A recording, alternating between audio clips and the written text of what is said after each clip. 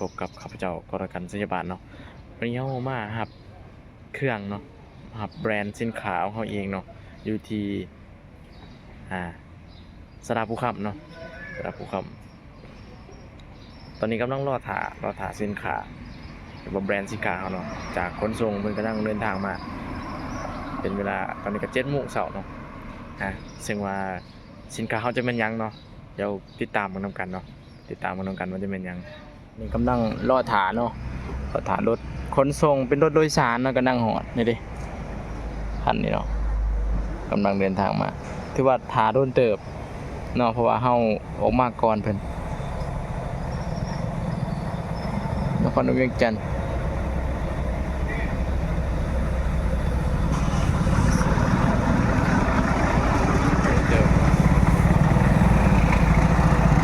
อันนี้เนาะเดี๋ยวเฮาเข้าไปเอาเครื่องเบิ่งเครื่องเฮาเนาะไปกันเลยเนาะ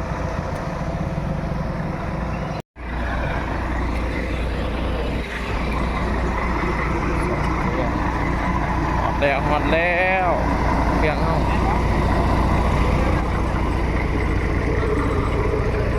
ตัวเป็นแก๊สเด้อตัวแก๊สหาแก๊สแม่นเรื่องนั้นบ่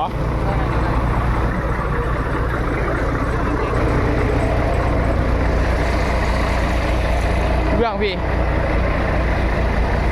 เรื่องนั้น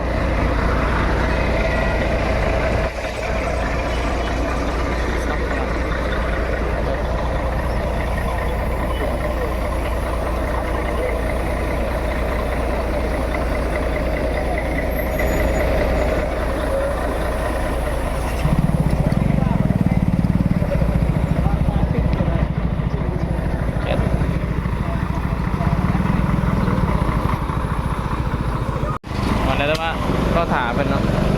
ว่าท่านขายให้เนาะเพิ่นน่ะมันยังขาเพิ่นน่ะ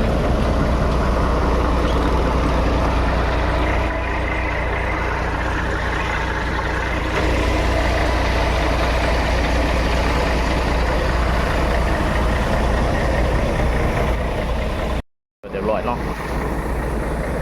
อีกแก๊สนึง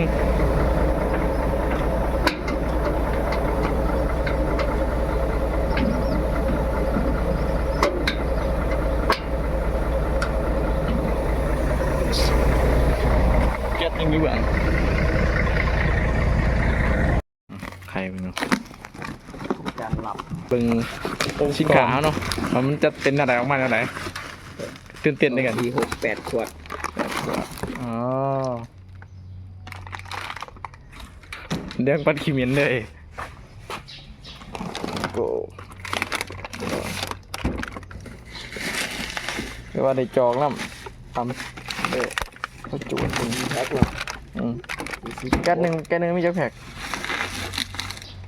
แก๊สหนึ่งจะแพ็ค46แถม8เนาะเอาป่ะ8แถม8ได้มัน2 กว่าป่ะ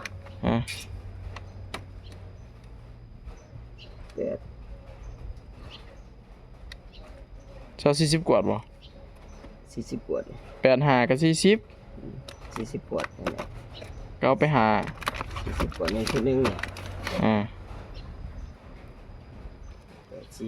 40ในชุดนึงนั่น